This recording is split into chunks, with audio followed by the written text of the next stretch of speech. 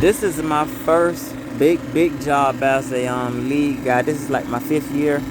So you see I'm recovering gas now. I got my ice tub.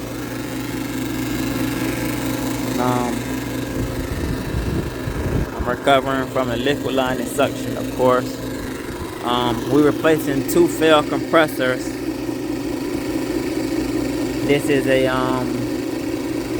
what it is? I think this is a 40 ton, but we getting everything set up and we waiting.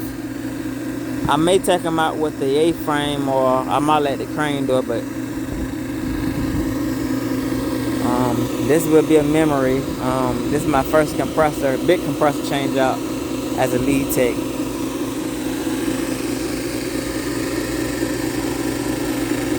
See, I got it.